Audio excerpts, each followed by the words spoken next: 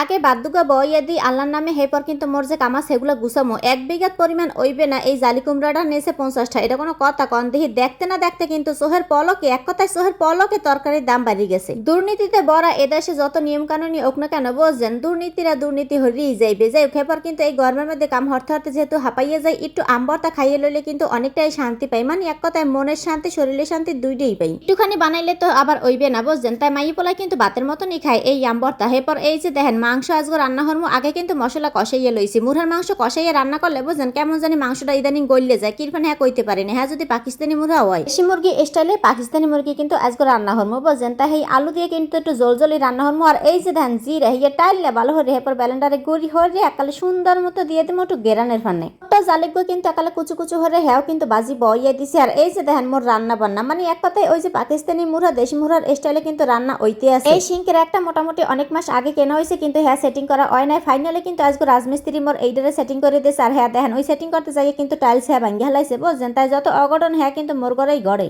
আজা জিরাটা গুড়ি হরিয়ে লওয়ার পর একালে গেরানে পুরো বাড়িটা কিন্তু ভরিয়ে গেছে। এরপর কিন্তু ওদিকে মোর জালি কুমড়া বাজি হ্যাঁ ওই গেছে এখন কিন্তু ফাইনালি জিরের গুড়িটা মই দিয়ে লইছি।